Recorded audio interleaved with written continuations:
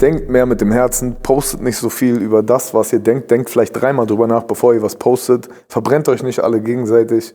Guckt mal nach draußen, wer cool ist und wem man die Hand reichen könnte. Vielleicht gibt es ja ein paar Menschen draußen, denen man die Hand reichen sollte. Hey Leute, als wir das Interview aufgezeichnet haben, war die Welt noch lange nicht so kompliziert, wie sie es jetzt gerade ist. Uns war wichtig, dass ihr das wisst, bevor ihr euch das Interview anschaut. Und jetzt geht's los. Mein Name ist Simon und er hat nie was erwartet, hofft auch sehr viel und ist dankbar für alles. Jetzt geht er der Sonne entgegen und vergießt dabei nicht eine letzte Träne, denn Erfolg ist kein Glück, für die Schwachen ist er harmlos, denn er ging für den Himmel durch die Hölle. Contra K ist bei uns, hallo? Freut mich hier zu sein. Danke, beziehungsweise eigentlich sind wir ja bei euch quasi, wir sind in Berlin. Ja. Und in einer schönen, großen, weiten Location. Und warum sind wir hier? Je öfter du das sagst mit dieser großen, weiten Location, desto weiter raus bin ich. Warum sind wir hier? Album-Promo geht los. Ja, das Album-Promo geht los. Wann geht die mal nicht los? Stimmt, nach dem Album ist vor dem Album, ne? Ja, sowas. Und du hast eine erste Single draußen? Ja, stimmt. Und die klingt so. Du kannst es haben, ich geb dir alles wieder. Den Hype, den Hass, die Features. Behalt das Licht, den Fame, die Lieder. Denn die reinste Form von Hass ist Social Media. Sag mir, Wie gern würde ich das jetzt laut hören? ich würde gern die Welt umarmen. Doch irgendwie hat sie mich verraten. In der Regel, das war jetzt Social Media, die erste Single, wie gesagt, in der Regel posten Rapper, keine Ahnung, ein Bild auf Social Media, Donnerstag 23:59 Uhr, neue Single, so. Ja. Und ich meine, jeder kann sagen, so, dass er für was brennt. Du hast gedacht, komm, ich muss den Leuten auch zeigen. Und hast gesagt, ich zünd mich einfach mal selber an. Und dann ist das Beste, man macht's, weil man für sich selber brennt. Und deswegen haben wir dieses Album gemacht. Ich habe einfach einen Dachschaden, Digga. Es ist wirklich, ich kann Die erste Single heißt Social Media. muss an der Stelle sagen, es ist halt so, was habe ich noch nicht gemacht? Echte Texte, echte Und irgendwann ist dann halt die Frage, scheiße, Echtes ja dann zünd mich halt an. Ey, und das Krasse ist, ich habe mit 5 Cobras gedreht, so, die nicht irgendwie entschärft wurden oder so, ja. Also, mir wurde gesagt, die sind müde morgens und dann auch da haben die ihre Zunge dann rausgestreckt und so, ey, die haben ganz schön weit den Mund offen. Ja, jetzt hast du doch eh schon gedreht. Und da tatsächlich bei diesem Brandstand habe ich mir richtig Schaden zugefügt. Ich habe immer noch harte Trommelfellprobleme, weil durch den Unterdruck, durch die Hitze, ich hatte so eine Paste in den Ohren. ja, das hat man gesehen ein bisschen. Einfach beide Trommelfelle rausgeflogen. Ich habe 2 Tage gar nichts gehört. Nein. Aber ich mach's nochmal. Okay. Also, wie war das? Hast du einfach gesagt, so, also habt ihr geübt quasi? Oder hast du einfach gesagt, okay, findet mich an, hab ich schon nicht gemacht, so, klatscht mir die Paste drauf und Genau gib so. ihm. Erster Versuch, one try. Gib ihm ja. So. Ja. Deswegen auch der Blick, weil diese Sekunde, die es Bei gedauert dem hat. Löschen? Ich dachte, das war das scheiß Safe Word, deswegen hat es auch recht. Ich dachte, warum kommt keiner? Das Schlimme war gar nicht, es hat auch gar nicht wehgetan. Also wir haben das richtig gut gemacht. Props an die Jungs an der Stelle, sind auch mittlerweile gehören die zum Team und so. Aber es hat so geknistert und geklattert die ganze Zeit und ich habe so verbrannte Haare gerochen und ich war so, brennt jetzt einfach mein Schopf oben oder kommt auch überhaupt jemand und löscht mich? Aber es ist halt so, ich meine, man muss den Leuten auch irgendwie zeigen, dass man es ernst meint. So, ne? Oder ich meine, wir haben jetzt genug Autos gesehen, wir haben genug leicht bekleidete Menschen gesehen, wir haben genug über Drogen gehört. So, dann muss ich den Leuten halt verdeutlichen, wie ernst ich es meine. Ja, es kam, glaube ich, an bei dem einen oder anderen. Und okay, aber mit dem Trommelfell ist jetzt wieder alles einigermaßen okay? Ja, ist okay. Ist wieder okay. Gott sei Dank. Ich hatte ein bisschen Schiss so, weil ich meine, ich verdiene damit mein Brot. Aber ist alles gut. Nächstes Mal einfach vorher Q-Tips rein oder hier so eine Oropax, dann klappt das. ich hoff's. Also wir haben noch einen Stunt vor jetzt, oberkörperfrei brennen. Das haben irgendwie auf der Welt noch nicht so viele gemacht. Okay. Ich habe auch echt oft Nächte, wo ich daran denke, ob das eine wirklich gute Idee ist oder ob ich dann einfach drauf scheiße. Aber ich glaube halt einfach dann am Dreh 1, 2 Whiskys und dann passt das. scheiß drauf. Dann gucken, was passiert. Okay, ich bin auf das Ergebnis gespannt. Ja, ich komme einfach nächstes Mal dann so. Ja, Bro, war richtig geile Idee, Mann. Lit, richtig lit. All on fire, der Typ. Du hast jetzt beim letzten Album hast du alles selbst gemacht, so im Prinzip. Ich glaube von Videokonzepte bis was weiß ich noch alles. Ja. Und ich glaube deine Argumentation war, weil du es am besten weißt, so mehr oder weniger. Nein, das klingt so arrogant. Ich bin immer so, wenn du dich abhängig machst von anderen, dann wirst du immer nur enttäuscht, weißt du? Oder weil du den Arbeitseffort, wenn du selbst einen hohen Anspruch an dich hast, so, dann machst du es am besten selbst, weil du wirst immer enttäuscht werden.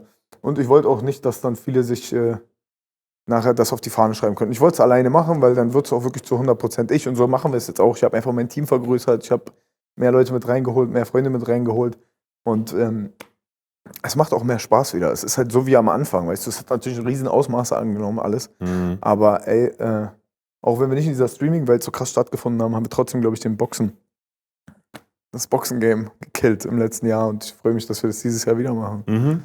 Darf man sich schon auf irgendwas freuen? Oder ist noch zu früh? Von der Box mäßig, meinst du? Ja. Man kann sich auf einiges freuen. Also es werden auf jeden Fall einige verrückte Sachen noch passieren. Die Musikrichtung, das war jetzt eine leichte Andeutung, wo es hingeht. Ja, da kommen wir auch gleich nochmal zu. So. Aber auch bei der Box, ich habe das, was da drin ist, zu 100% selbst gemacht. Ich saß da monatelang dran. Also wenn ich nicht schreibe, dann werde ich irgendwie wahnsinnig. Da fange ich an zu zeichnen. Wenn ich nicht zeichne, ich komme ja aus dem Graffiti eigentlich. Und dann deswegen sind auch alle Sachen, so wie sie gemacht, zu 100% von mir irgendwie entworfen und dann irgendwelchen Sketchbooks gemacht. Und Ja, ja, wenn ich das eine nicht mache, mache ich das andere. Ich verstehe. Und wenn ich beides nicht mache, gehe ich unter so, und bin hart depressiv. Deswegen irgendwas muss immer passieren. Jetzt bei Social Media, bei dem Song sagst du ein paar Sachen und unter anderem, ich glaube, das hast du in der Ankündigung gesagt zum Video, genau. Irgendwann fängt man an, darauf zu achten, quasi was jemand anderes will und macht nicht mehr aus Liebe, sondern weil man jemandem gefallen will. Und ich habe mich so gefragt, ist was passiert seit dem letzten Album? Weil irgendwie...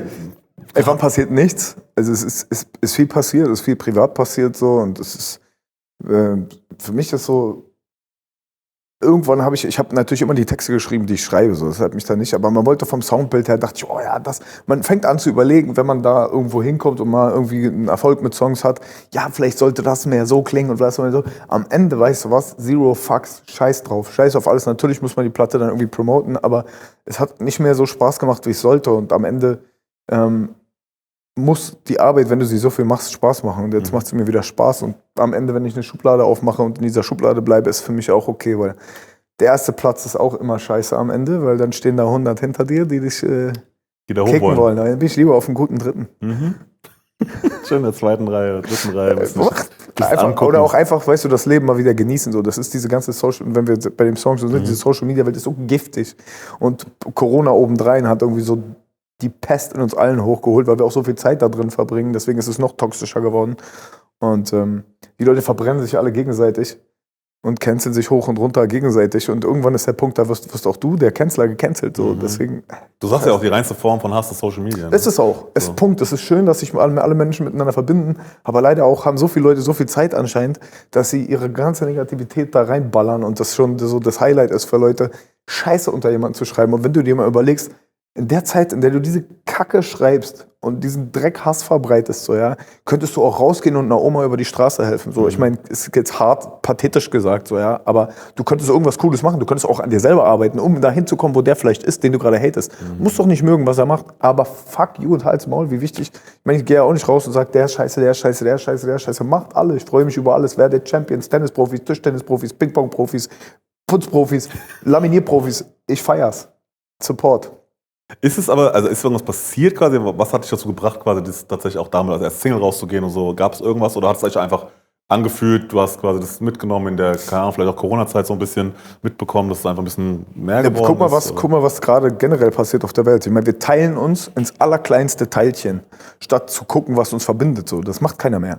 Es ist heute weht die Flagge, morgen die. Ey, ich liebe alle gleich, aber ich hasse auch alle gleich.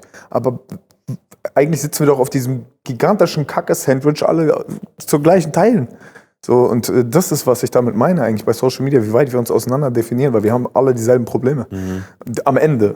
Aber weißt du, natürlich haben manche ein heftigeres Päckchen zu tragen als andere, aber wenn man es runterbricht, haben wir dieselben Probleme. So, wir müssen alle trinken, fressen, auf Toilette gehen, wir müssen gucken, dass wir morgen noch leben, wir müssen gucken, dass wir die Kinder durchbringen. Und was hat das für einen Sinn, dann sich gegenseitig kaputt zu machen? Ja. Und vielleicht wäre ja Social Media auch gut, wenn man statt sich da gegenseitig zu hassen irgendwie mal findet, was eint uns denn?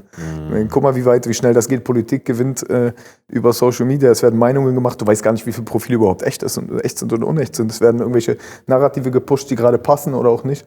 Und deswegen sage ich, es ist einfach pures Gift.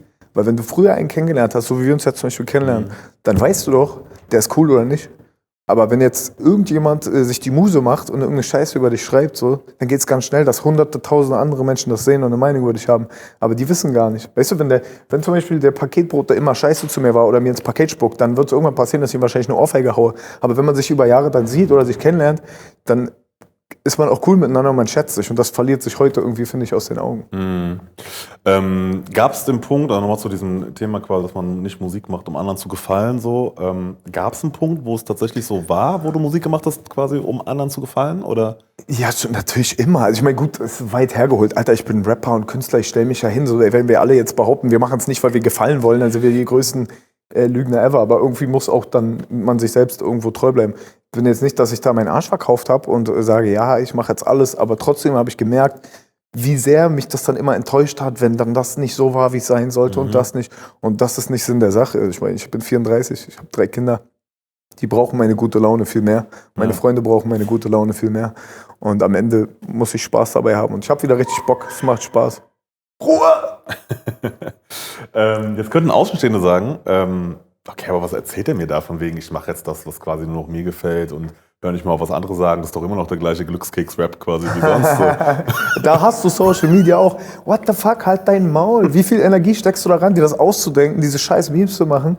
So, geh raus, pflanz einen Baum an, bau dir einen Biogarten, schaufel Dünger, mach irgendwas Cooles. Aber fick doch nicht Leute ihre Meinung oder mach doch nicht ihre Sachen kaputt. Ich gehe doch auch nicht an sein Haus, was er gerade aufbaut und ich piss jeden Tag an dieselbe Ecke. Einfach, weil ich Bock hab. Was wäre ich denn für ein ekliger Typ? Und das ist nichts anderes so. Und die Frage ist, ob es dann noch wirklich das Gleiche ist. Also, wie weit ist Social Media von dem, wie glückskeksig ist der Song? Und by the way, support the Chinese Restaurants. Ich kurbel das Ding wieder an. Du sagst aber auch quasi, dass da auch auf dem Album Genregrenzen verschwimmen werden. Und du hast ja auch schon angedeutet, dieser Song zeigt so ein bisschen in die Richtung, wo es geht. So. Was kannst du noch dazu sagen quasi? Inwieweit geht es noch mehr in Welten hinaus, sage ich jetzt mal? Also was sind Welten? Am Ende hat sich ja Rap krass entwickelt. Ne? Es gab auch die Zeit, wo Palm aus Plastik, muss man sagen, war so ein Meilenstein, wo die Jungs was losgetreten haben und alle haben gelacht. Auch wieder diese ganzen Leute, die so froschmäßig in der Ecke waren und sagen, läuft nicht und plötzlich batz. Und wenn du Bock hast, was auszuprobieren, kann Rap das ja auf alles ausweiten, weißt du? Das kann ja. Und ich dachte, für mich, es liegt nahe. Ich spiele ja schon seit 7 Jahren mit einer fetten Liveband und habe immer Gitarren mit dabei und dachte, boah, wie fett klingen die Songs eigentlich live, wie anders. Und ich habe für mich diese 808s und so, ich habe Liebe für die 808, ja, ich fange nicht an zu haten, aber ich habe es einfach, jeden Sound, der jetzt gerade da ist, habe ich auf 8 verschiedene Weisen schon mal gehört gerade. Inhaltstechnisch brauchen wir nicht reden, so, das dribbelt sich sowieso alles. Wir alle dribbeln uns um dieselben Themen, weil ich ja sage, wir alle haben dieselben Probleme, stattdessen sollten wir nicht dann fragen, wer macht's. Die Frage ist nur, wie du es rüberbringst. Und soundtechnisch war ich dann so, ey, ich muss irgendwie was verändern. Ich nehme einfach jetzt richtige Musiker, die es übrigens fast gar nicht mehr gibt, weil alle nur noch auf TikTok sind und jetzt irgendwie selber Beat-Producer sind und dann auch noch rappen oder YouTuber und Reaction und dann rappen. Und das ist auch alles geil, aber es fehlen Musiker, Leute, die was können, die Noten lesen können, die Klavier spielen können und so. Und dachte ich fange mal an, einfach aus Spaß ins Studio zu gehen und aus Spaß so einen Song anzufangen. Das ist jetzt bei dem so ein Hybrid noch, aber die ganzen anderen sind 100% live. Okay. Und so haben wir dann einen Song gemacht und waren dann so mit Grüße raus an Jorki und Vincent Stein. Waren im Studio und waren so, okay, krass, frisch. Frisch, einfach frisch. Ich habe jetzt nicht das Rad neu erfunden oder nichts, aber tut gut, lass doch mal ein Album machen. Und dann wurde aus Spaß Ernst. Ernst ist jetzt 18 Songs stark und Und kommt wann nochmal? Und kommt am 26.08. 26.08. Aber es kommt vorher 6 Singles. Wir haben auch noch eine EP, wo ich dann Feature. Auf dem Album gibt es kein Feature. Oh. Ich hatte ein bisschen was zu erzählen. Und ja, so sieht es erstmal aus. Ja, das sagt ja auch nicht nur quasi, dass Genregrenzen verschwimmen werden, sondern dass auch ganz große Mittelfinger gezeigt werden. Heißt es? Und ich habe mich gefragt, geht es so ein bisschen in die Richtung dann wieder? Sag deinem scheiß Ghostwriter, du brauchst bisschen mehr Tiefe. Deinem Rücken, der dich knechtet, du brauchst bisschen mehr Liebe. Komm und gib mir ein Problem, denn ich muss bisschen mehr schießen. So in die Richtung. Auch. Also es ist viel von der Attitüde bei, aber nicht auf dieses, ich bin besser als alle. So. Ich habe eine Wahnsinnswut und ich glaube, die haben wir alle auch gerade. Und es darf auch mal raus. Es darf halt nur nicht irgendwie jetzt in die Knie schießen von Menschen, die irgendwo hinlaufen. Aber es darf raus und es darf auch was gesagt werden und es muss auch was gesagt werden. Auf was hast du Wut? Hä? Auf was hast du Wut? Alter, saßt du nicht die letzten 2 Jahre irgendwie eingeschlossen da? Merkst du nicht, wie sehr mich das wütend macht, dass sich alle hassen, anstatt das macht mich wütend. Ich gehe raus und es macht mich einfach nur wütend. Das macht mich wütend, dass du hast ja schon ein komisches Gefühl, wenn du rausgehst, deine Maske verrutscht nicht einer anguckt, da fängst du schon an. Dann geht es noch weiter von, was ich meinte, wir teilen uns ins Kleinste und irgendwann hetzen wir uns alle, hängen wir uns alle am Hals und dann, oh nein, du, ich, nein, du bist da. Und dann ist es wie auf so einer, wie bei einer Scheidung, geben wir uns dann alle an die Gurgel und profitieren tun dann trotzdem nur die 3, 4 Leute, die richtig voll hängen mit so einer Eier und sagen, hier, morgen teilen, morgen das, morgen dies. Mich macht es halt meistens traurig tatsächlich, also zu ganz kleinen Teilen auch mal wütend. Vielleicht ist auch in meiner Bubble tatsächlich ist die vielleicht auch so, dass ich das Glück hatte, dass da nicht so viel Wut aufkommen konnte. So, das kann vielleicht auch sein.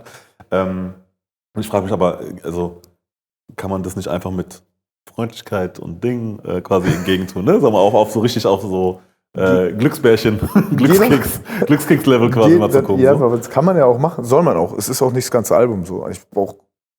Für mich habe ich da gute Sachen geschrieben, die ich so noch nie geschrieben habe und das ist auch wichtig. Aber ich meine, du kannst nicht in eine MMA-Fight reingehen und sagen, ich umarme dich jetzt, bis dein Hass weg ist. Ja. Sorry, ich ein scheiß MMA-Fight, Alter. So 8 oder 6 Unzen, 4 Unzen Handschuhe und ja, okay. Also das Leben ist halt mal so, immer so. Es gibt eine Zeit zum Lachen, es gibt eine Zeit zum Weinen, es gibt eine Zeit zum Lieben und es gibt eine Zeit, sich Luft zu machen. Und ich bin der Meinung, die ist für mich da jetzt so, aber ich habe trotzdem noch Liebe für alle. Ich freue mich ja, wenn da ein bisschen wieder Wut rauskommt und ich verstehe deswegen auch die Lines, die du auf dem Capifare Bang Song da gemacht hast, so, die ist sehr zum Schmunzeln gebracht, das gefällt mir sehr, aber ja, gefragt haben quasi, wie viel Wut man dann quasi auch jemandem entgegenbringen muss, weil auch wenn er dich so doof anguckt und allem drum und dran, das ist eine Frage, ne? Ich weiß, also du hast jetzt runtergebrochen bei dem Beispiel. Entgegen, weißt du, es ist ja einfach sich Luft machen, man muss auch mal das zulassen und wenn du die ganze Zeit du kaust es in dich rein, beißt dir auf die Wange, irgendwann fängst du an zu bluten und dann verdirbst du dir den Magen an deinem eigenen Blut. Das Beste ist, dass man halt drüber spricht, über Dinge und auch sprechen kann und sprechen darf. Ja. Jetzt hast du auch gesagt, im Zuge der ersten Single, dass Kraft zur Schwäche wird, wenn du sie nicht beherrschen kannst. Das war die Dings-Kampagne. Ah ja, die genau. Luxusmarken. Du weißt, ja. Luxusmarken-Kampagne. Parfum. Es war auch nicht, dass sie mich gefragt hatten, im Moment, ey, wir wollen hier, sondern die wollten ein Porträt über einen Boxer drehen und das war für mich natürlich, ey, warum nicht? Aber tatsächlich haben wir da mitgeschrieben an dem Text und es ist auch so, es ist genau so. Wenn du nicht weißt, was hast du gedacht bei diesem Satz?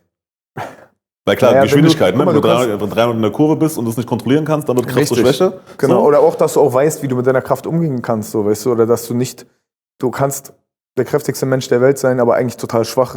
Du musst im Geist stark sein und es reicht nicht nur körperlich stark zu sein und du musst auch wissen, wie du es wo anwendest. Du kannst es ja alles zum Guten wenden. Du kannst selbst den Hass und die Wut, die du in dir hast, in eine gute Richtung lenken, indem du dann weißt du, kann alles einen positiven Nutzen haben, genauso wie wenn das eine Tier in der Natur stirbt, hat das andere Tier was davon. Und genauso ist es, glaube ich, mit unserem Anger-Management und mit unserem Management, was wir untereinander haben, auch genauso. Du kannst es immer in eine gute Richtung lenken. Es muss nicht immer. Ich habe mich gefragt, weil du auch im Interview mit Arias im letzten Album warst du ja auch schon auf dem Film quasi einfach mehr zuzulassen, ne? Und mehr zu zeigen, einfach auch Schwächen quasi offen anzusprechen und so. Und ich habe mich gefragt, so ist es so, keine Gefühle zulassen zum Beispiel als vermeintliche Kraft? Gefühle zulassen ist das dann aber quasi, was sich dann innerlich auffrisst. Richtig, so. Wenn du die ganze Zeit einen Panzer machen musst. Ich meine, ey, für mich ist derjenige viel stärker, der die Eier hat, zu seiner Schwäche zu stehen, als derjenige, der die ganze Zeit auf unfehlbar, Entschuldige. Und dann am Ende aber eigentlich voll die Wurst ist so. Ich meine, ey, ich stehe zu meinen Schwächen. Ich habe Macken, ich kann auch weich sein und ich kann auch der Glückskeks sein. Fuck it, ich stehe trotzdem hier und ich bin trotzdem der. Und da rein kommst du nicht, mich machst du damit nicht kaputt. Du sagst auch in der Hook von Social Media, also nicht nur die reinste Form des Hasses Social Media, sondern auch, sag mir, wieso du mich hasst, ich würde die Welt so gerne umarmen, doch sie hat mich verraten. Ja. Wo und wie hast du dich verraten? Die Frage ist, wie oft? Ja, es kommt auch immer, ich bin Pessimist eigentlich, aber eigentlich auch Realist. Nicht Pessimist, sondern ich bin sehr realistisch schon. Siehst du an vielen Ecken. Das ist so ein typischer Rapperspruch. Das hat nicht immer was mit Geld zu tun, sondern ist der Anreiz groß genug, wird es immer 9 von 10 Menschen geben, die dich dafür verraten. Aber die Frage ist, wie fasst du es selbst auf? Weil jeder von uns, ich meine, wir beide gehen jetzt nach Hause und denken an unseren eigenen Arsch. Und das ist auch richtig, weil du hast deine Probleme und du hast deine Familie, ich habe meine Probleme, ich habe meine Familie. Und für mich ist es dann oft so, weil dann immer diese Sachen sich irgendwann überschneiden und dann schadet man sich gegenseitig so. Aber wenn man das von vornherein cool ist und alle ehrlich werden und so, dann ist es, ich sag damit, wir haben dieselben Probleme. So, die Welt tritt mir genauso auf den Arsch und ja, was hast du für Probleme? Dir geht's auch voll gut, du fährst ein fettes Auto. Ja, Dicker, mit anderen Sachen kommen andere Probleme. So, es hört nicht auf. Es ist Yin und Yang. Es ist überall das Gleiche. Ja. Jetzt bist du dreifacher Papa. Ich bin dreifacher Papa. Ja, genau, du bist dreifacher Papa mittlerweile. 2 Jungs, eine Tochter. Ja. Zündest dich für die Promo aber immer noch an. Wirst es auch in Musikvideos weiterhin tun. Ja, klar. Inwiefern glaubst du, wird sich das irgendwann mal beruhigen, quasi, dass du einfach immer so komplett Grenzen überschreiten willst? So, weil klar, es ist ein Teil von dir, ne? Das ist ja in dir drin. So, und, ich glaube, ich habe einen Schaden einfach. Aber die Frage ist vielleicht so mit dann Familien, auf dem Familienblick so, oder glaubst du, das wird einfach immer da sein? Also so verrückte Sachen zu machen, meinst du? Oder generell? Also ich sehe es auf 2 verschiedene Weisen. Als Vater sehe ich es auf eine Weise. Ich zeige meinen Kids, ey, wenn du was willst, dann mach dich interessanter oder mach dich besser oder gib einfach Effort in die Sache rein, weil es wird nichts passieren. Und wenn ich mich auf den Rücken lege und sage, ja, lass doch die anderen für mich machen, was bringe ich meinen Kindern bei? Die Welt wird nicht einfacher, sie wird komplizierter und ich glaube, sie wird erst jetzt richtig kompliziert. Wir kommen aus einer richtig Bombenzeit und jetzt wird sie nochmal richtig hart. Und zu leichte Zeiten machen schwache Menschen und schwere Zeiten machen starke Menschen, die wieder gute Zeiten erschaffen. Und ich glaube, da kommen wir gerade hin. Und ich lebe meinen Kindern das einfach vor, dass ich irgendwie, wenn du was machst, mach's richtig. Natürlich auf der anderen Art und Weise so, ich bin Vater so, ich habe eine Verantwortung, ich muss auch heile nach Hause kommen. Aber wenn ich nichts mache, drehe ich durch. Ich glaube, ich würde auch verflucht gefährliche Baumhäuser bauen, wenn ich jetzt mit allem aufhören würde. Oder, weißt du, was ich meine? Ich würde anfangen, so keine Ahnung, Kampfkolibris zu züchten. Ich weiß es nicht. Ich habe einfach einen Schaden. Ich muss irgendwie dieses Pensum, diesen Adrenalin in mir killen, aber es wird auch irgendwann aufhören. Weiß aber ich nicht. Aber dauert noch. Ich habe keine Ahnung. Das war eine gute Frage. An der Stelle, wenn meine Kinder das später sehen, nagelt mich nicht drauf fest. Gibt Hausarrest. Definitiv. Dann tatsächlich die Frage, auf was dürfen wir uns noch freuen? Was steht jetzt an, außer dass du euch in Videos anzündest? Viel brennen. Nein, es kommen auf jeden Fall noch einige Singles. Wir werden insgesamt 6 an der Zahl veröffentlichen. Ich treffe mich gleich mit Spectre. Wir werden 2 verrückte Videos machen, vor denen ich auch ein bisschen Sorge habe, ehrlich gesagt. Aber es wird auf jeden Fall krass. Ich möchte viel arbeiten, ich möchte viel rausbringen. Ich möchte, dass die Leute sehen, wie viel Mühe man sich gibt. Ich freue mich auch über alles, was rauskommt. So. Ja, schön. Dann war es das tatsächlich schon wieder. Es sei denn, es gibt noch etwas, über das du sprechen möchtest, was dir noch auf der Seele brennt. Ja, Mann. Denkt mehr mit dem Herzen, postet nicht so viel über das, was ihr denkt. Denkt vielleicht 3-mal drüber nach, bevor ihr was postet. Verbrennt euch nicht alle gegenseitig. Guckt mal nach draußen, wer cool ist und wem man die Hand reichen könnte. Vielleicht gibt es ja ein paar Menschen draußen, denen man die Hand reichen sollte. Und One. So, Für den Himmel durch die Hölle heißt das neue Album von Contra K. Im August kommt es, Ende August, 26.8. Die Sendung hier ist Deutscher Ideal, ARD-Mediathek, Instagram, YouTube. Wer uns nicht findet, hat nie gesucht. Mein Name ist Simon und nicht vergessen. Sie wollen mich testen, aber ich bin diese Tests gewohnt. Und der Stress wird nicht noch besser, wenn du es wissen willst. Die letzten Worte gehören dir, Contra. Das waren meine letzten Worte. Viel Liebe von mir, denkt mit dem Herzen. Und mit dem sieht man besser als mit den Augen. Jo, hier ist nochmal Contra K. Wir haben gerade ein wunderschönes Interview beendet mit Simon zusammen. Vergesst nicht, den Kanal zu abonnieren. Lasst ein bisschen Liebe da und von mir nur das Beste.